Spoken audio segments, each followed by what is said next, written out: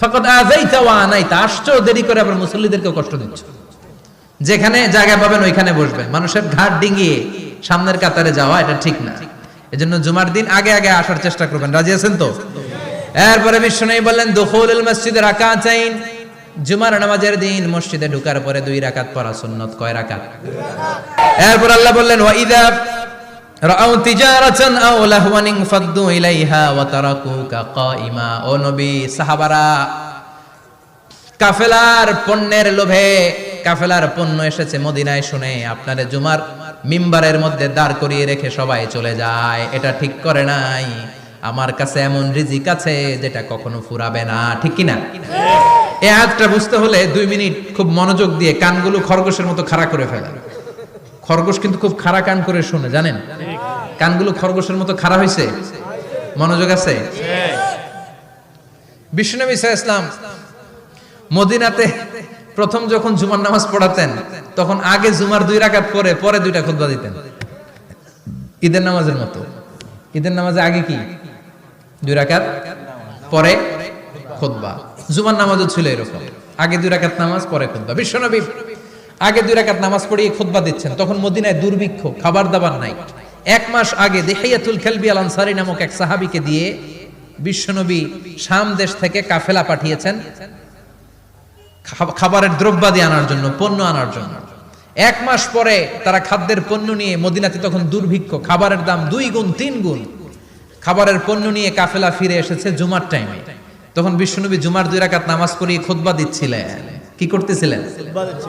আর তখন নিয়ম ছিল, কোন শহরে কাফেলা ঢুকলে তারা তবলা বাজাতো, ঢোল বাজিয়ে দিত, ঢোলের আওয়াজ সবাই শুনে ওইখানে জড়ো হতো।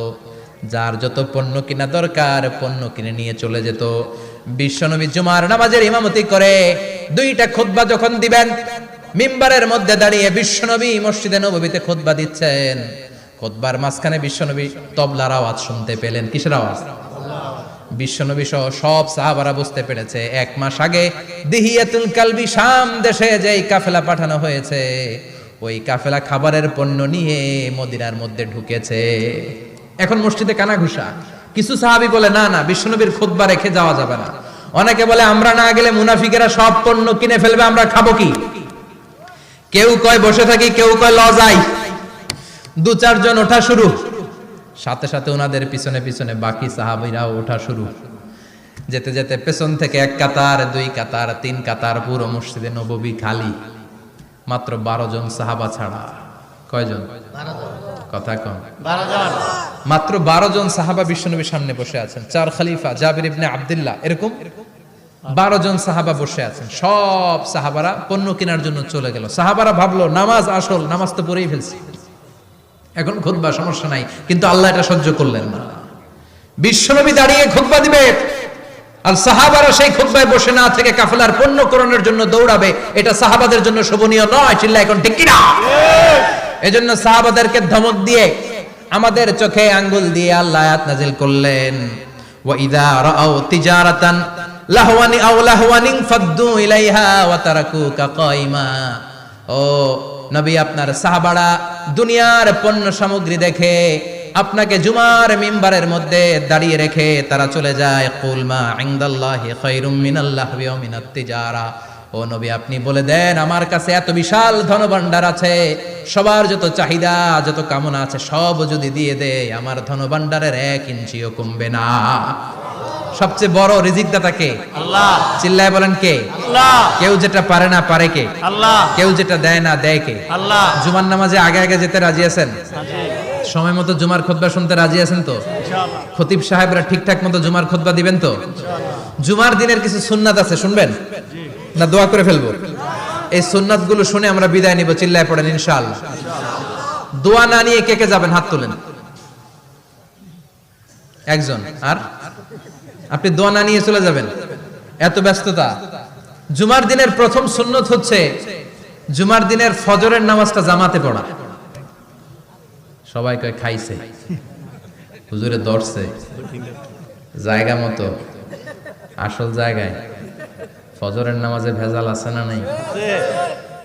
রাজা মেহারে নাই? রাজা মেহারের মসজিদ সব প্যাক হয়ে যায়, মুসল্লি আর মুসল্লি। জুমার নামাজের প্রথম সুন্নত হচ্ছে ফজরের নামাজটা কি পড়া? জামাতে। আফদালুস সালাওয়াত ইনদাল্লাহি সালাতুল ফাজরি ফি ইয়াউমিল জুমআতি ফি জামাআহ। বিশ্বনবী বললেন জুমার নামাজের 15টা সুন্নত মুখস্থ রাখতে হবে। 1 নাম্বার সুন্নত ফজরের সালাত জামাতে পড়তে হবে। 2 নামাজ মুনাফিকদের কাছে সবচেয়ে কঠিন, একটা হচ্ছে ফজরের নামাজ আর একটা এশার নামাজ। এক আলেমকে জিজ্ঞেস করা হলো ফজরের বাতাসটা এত ঠান্ডা আর স্নিগ্ধ কেন? আলেম উত্তর দিয়েছিল কারণ ফজরের বাতাসে মুনাফিকদের নাকের দুর্গন্ধ মিশে না। ফজরের বাতাসটা স্নিগ্ধ, ফজরের সময় আল্লাহওয়ালাদের আনাগোনা, মুসল্লিদের আনাগোনা, ইসলামের পক্ষের শক্তির আনাগোনা। চিল্লায় বলেন ঠিক কি না? মসজিদে নববীতে জুমার নামাজের দৃশ্য আর ফজরের নামাজের দৃশ্য ছিল এক। বাংলাদেশে ফজরের নামাজের দৃশ্য আর জুমার নামাজের দৃশ্য এক নাকি? ফজরের নামাজের সময় মুসল্লি নাই, এক কাতারও হয় না, আর জুমার নামাজে পাক্কা মুসল্লি দেরি করে গেলে বারান্দায়ও জায়গা পায় না। ঠিক কথা কোন? তাহলে আগামীকাল ফজরের নামাজটা আমরা জামাতে পড়বো ইনশাআল্লাহ। ইনশাআল্লাহ এত আসতে ইনশাআল্লাহ, আরো জোরে পড়েন ইনশাআল্লাহ। মনে থাকবে? ইমাম সাহেব কে মসজিদের? ইমাম কই? হাফেজ সাহেব কই? কালকে দেখবেন যে কি অবস্থা হয় ফজরের সময়। জুমার নামাজের মতো ভিড় হবে, আসা যাবে না। কথা কয় না। 2 নম্বর সুন্নাহ হচ্ছে আসওয়াক, মেসওয়াক করা। মাথরাতুন লিল ফাম মারদাতুন লির রাব। মেসওয়াক করলে দাঁত পরিষ্কার থাকে, আল্লাহ খুশি হয়ে যায়। বিশ্বনবী বলেছেন যদি আমার উম্মতের জন্য কষ্ট না হতো প্রত্যেক নামাজের আগে মেসওয়াক করা আমি ফরজ করে দিতাম। সুবহানাল্লাহ। মেসওয়াক ছিল বিশ্বনবীর জীবনের শেষ আমল। এই মেসওয়াক করে বিশ্বনবী শেষ নিঃশ্বাস ত্যাগ করেছেন। আপনার নবী, আমার নবী, ওনার জীবনের সর্বশেষ আমল ছিল কি? সুবহানাল্লাহ কইবেন না? বিশ্বনবী জাইতুনের ডাল দিয়ে মেসওয়াক করতেন। বিশ্বনবী বলতেন নি'মা সিওয়াকিয়া জাইতুন ফাইন্নাহু সিওয়াকি ওয়া সিওয়াকুল আম্বিয়া মিন ক্বাবলি। জাইতুনের ডালের মেসওয়াক কতই না ভালো, কারণ এটা দিয়ে আমিও মেসওয়াক করি, আমার আগে সব নবীরাই জাইতুনের ডাল দিয়ে মেসওয়াক করেছে। সুবহানাল্লাহ। 3 নাম্বার হচ্ছে দুহুন, তেল মালিশ করবেন। বিশ্বনবী জাইতুনের তেল দাড়িতে, চুলে আর গায়ে দিতেন। বিশ্বনবী বলতেন ওয়াদাহিনু ফাইন্না ফিত তাদহিনে বারাকাত। তেল খাও, তেল দাও, তেল মালিশ করো, তেলের ভেতরে আল্লাহ বরকত ঢুকাইয়া দিছে। তেল দিবেন তো। 4 নম্বরে আত্তিব, জুমার দিনে সুগন্ধি লাগিয়ে যাওয়া সুন্নাত। লাগাবেন? লাগাতে রাজি আছেন? বিশ্বনবী বলতেন এই দুনিয়ার 3টা জিনিস আমার কাছে সবচাইতে প্রিয়। হুব্বিবা ইলাইয়া মিন দুনিয়াকুম সালাস। এক হচ্ছে আন-নিসা, নারীদেরকে আমি পছন্দ করি। 2 হচ্ছে আত্তিব, সুগন্ধি লাগাতে আমি পছন্দ করি। বিশ্বনবীর কেউ সুগন্ধি হাদিয়া দিয়েছে, বিশ্বনবী নেয় নাই, এরকম কোন ঘটনা ঘটে নাই। আল্লাহু আকবার। 3 নম্বরে কুররাতু আইনি ফিস সালাহ। নামাজের মধ্যে যখন আমি দাঁড়িয়ে যাই আমার চক্ষুটারে ঠান্ডা করে দেয় কে? আবার বিশ্বনবী বলতেন আরবাউন মিন সুনানিল মুরসালিন। 4টা সুন্নাত সব নবীদের সুন্নাত। 1 নম্বরে আল হায়া মানে লজ্জা। আরেক বর্ণনা এসেছে আল খিতান মানে সুন্নাতে খাতনা, এটা সব নবীদের ছিল। আর সেওয়াক, সব নবীরা মেসওয়াক করেছেন। আত্তিব, সব নবীরা আতর লাগিয়েছেন। আর নিকাহ, সব নবীরা বিয়েও করেছেন। চিল্লায় পড়েন আল্লাহু আকবার। 5 নম্বর সুন্নাহ হলো আল লিবাস আহসানাস সিয়াব, সুন্দর জামা পরা। নট নেসেসারি যে নতুন জামা হতে হবে, পুরাতন জামাও ধুয়ে আয়রন করে পরলে একটা সৌন্দর্য আছে না নাই? ইন্নাল্লাহা জামিল ওয়া ইউহিব্বুল জামাল। আল্লাহ নিজে সুন্দর, সৌন্দর্যকে আল্লাহ পছন্দ করেন। পৃথিবীতে সবচেয়ে সুন্দর কে? পৃথিবী সুন্দর, মানুষ সুন্দর, আসমান সুন্দর, জমিন সুন্দর, সুন্দরে সুন্দরে পাল্লা। জানি না কত সুন্দর তুমি আল্লাহ, জানি না কত সুন্দর তুমি আল্লাহ। সুবহানাল্লাহ পড়েন। ইন্নাল্লাহা ইউহিব্বু আইয়ারা আসারা নি'মাতিহি আলা আবদিহি। আল্লাহ তার বান্দার উপর তার নেয়ামতের ছিটে ফোঁটা দেখতে চান। আপনি যদি ধনী হন দামি জামা পরবেন, সুন্দর জামা পরবেন। অনেকে আছে অনেক ধনী কিপটুসের মতো সিরা জামা পরে, আছে না নাই? আপনি ধনী মানুষ, আপনি সিরা জামা পরছেন কেন? আপনার যে সম্পদ আছে এটার বহিঃপ্রকাশ আল্লাহ দেখতে পছন্দ করে। আপনাকে যে আল্লাহ কি নাজ নেয়ামত দিয়েছে, অহংকার ছাড়া স্বাভাবিক বহিঃপ্রকাশটা আল্লাহ দেখতে পছন্দ করে। কোন সুবহানাল্লাহ। এরপরে 6 নাম্বার হলো ইকসারুস সালাহ আলান নবী, বিশ্বনবীর উপর বেশি বেশি দুরূদ পড়া। বিশ্বনবী বলতেন জুমার দিন শ্রেষ্ঠ দিন, এই দিন আমার উপর বেশি বেশি দুরূদ পড়ো। ফাইন্না সালাতাকুম মা'রুদাতুন আলাইয়া, কেননা তোমরা যে আমার উপর দুরূদ পড়ো, কিয়ামতের আমি মরে যাওয়ার পরে এই দুরূদগুলো কে পাঠিয়েছে তার নাম, তার বাবার নাম সহ ফেরেশতারা আমার কবরে দিয়ে আসে। সুবহানাল্লাহ। সাহাবারা বললেন, ইয়া রাসূলুল্লাহ কাইফা সালাতুনা মা'রুদাতুন আলাইক, আপনি মরে যাওয়ার পরে আমাদের দুরূদ কেমন করে আপনি দেখবেন? ওয়াকাদ আরিমতা, আপনি তো পচে গলে মাটির সাথে মিশে যাবেন। বিশ্বনবী বলেন, ইন্নাল্লাহা হাররামা আলাল আরদি আন তাকুলা আজসাদাল আম্বিয়া, নবীদের লাশকে খেয়ে ফেলা, নবীদের লাশকে পচিয়ে ফেলা জমিনের সব মাটির জন্য আল্লাহ হারাম করে দিয়েছে। নবীদের লাশ পচে না, নবীদের লাশ গলে না। যারাই বিশ্বনবীর উপর দুরূদ পড়বেন, আপনার নাম সহ, আপনার বাবার নাম সহ, মালাইকাতুস সাইয়াহিন, একদল ফেরেশতা আছে শুধু রাউন্ড দেয় গোটা ওয়ার্ল্ডে।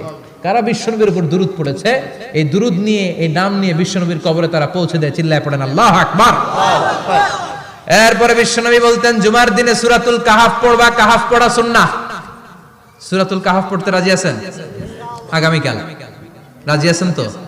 18 নম্বর সূরা, কোরআনের একেবারে মাঝখানের সূরা। আলহামদুলিল্লাহিল্লাযী আনজালা আলা আবদিহিল কিতাবা ওয়া লাম ইয়াজআল লাহু ইওয়াজা, এই আয়াত দিয়ে শুরু হয়েছে, শেষ করা হয়েছে ফামান কানা ইয়ারজু লিকা রাব্বিহি ফালইয়ামাল আমালান সালিহা ওয়া লা কথা কোন ওয়ালিয়াতালাত্তাফ, একটা শব্দ আছে সূরা কাহাফের মাঝখানে।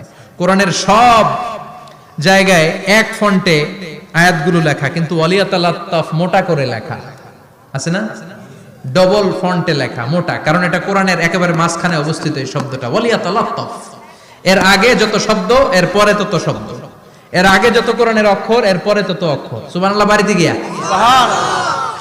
বিশ্বনবী বললেন, সূরাতুল কাহাফ যে তেলাওয়াত করবে ইয়াকুনু লাহু নূর, এই সূরাতুল কাহাফ কিয়ামতের দিন তার সামনে বিশাল একটা আলো হয়ে আসবে। এই আলো দিয়ে পুলসিরাত পার হয়ে ওই বান্দা জান্নাতের ভেতরে ঢুকে যাবে। আবার বিশ্বনবী বলেন, যারা সূরাতুল কাহাফের প্রথম 10 আয়াত তেলাওয়াত করবে জুমার দিন, শেষের 10 আয়াত যারা জুমার দিন তেলাওয়াত করবে, দাজ্জালের ফিতনা থেকে তাদেরকে মুক্ত রাখবে কে? আল্লাহ। সুবহানাল্লাহ পড়বেন না? সুবহানাল্লাহ। কালকে সূরাতুল কাহাফ দিয়ে সকাল শুরু করতে রাজি আছেন? সবাই রাজি? এরপর তাবকির ইলাল মসজিদ, মসজিদে আগে আগে যাওয়া সুন্নাত। আগে যিনি যাবে উনি কি পাবে? তারপরে গরু, তারপরে বকরি, তারপরে মুরগি, মুরগির পরে ডিম না আন্ডা? আন্ডা। আল মাশিউ আলাল ইকদাম, বিশ্বনবী বললেন হেঁটে হেঁটে জুমার নামাজে যাওয়া সুন্নাহ। রিকশা, হুন্ডা, সাইকেল, সিএনজি দিয়ে গেলেও হবে, কিন্তু হেঁটে হেঁটে গেলে সওয়াব বেশি না কম? প্রতি কদমে কদমে আমলনামায় সওয়াব দিয়ে দিবে কে? এরপরে বিশ্বনবী বললেন, আদামু তাখাত্তি রিকাবান নাস, মানুষের ঘাড় ডিঙ্গিয়ে সামনে না যাওয়া সুন্নাহ। অনেকে জুমার দিন আসে, সবার শেষে বসতে চায় সামনে, এরকম ডাকাইত আছে না নাই? আছে। রাজা মেহারে নাই? আছে। বিশ্বনবী জুমার খুতবা দিচ্ছেন, হঠাৎ এক সাহাবী সব সাহাবীর ঘাড় ডিঙ্গিয়ে ডিঙ্গিয়ে সামনে আসতেছে বুলেটের মতো। বিশ্বনবী বললেন, থামো, এজেলেস, বসো মিয়া। রাজি আছেন?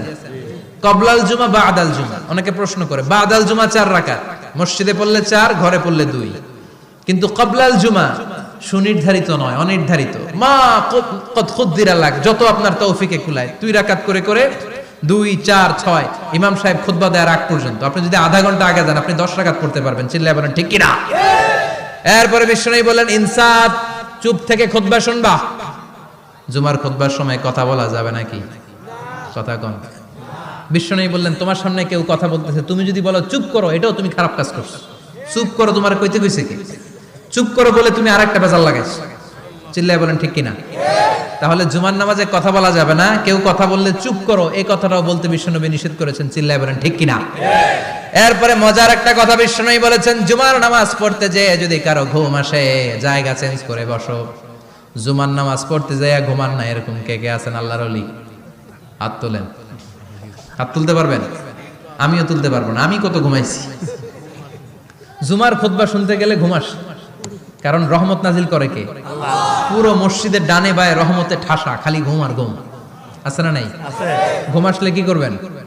উঠে যাবেন, উঠে জায়গা চেঞ্জ করবেন, পানির ঝাপটা দিবেন, ঘুম দূর করে দিবে কে? আল্লাহ। এরপরে বিশ্বনবী বললেন, জুমার দিন দোয়া করলে কবুল হয়।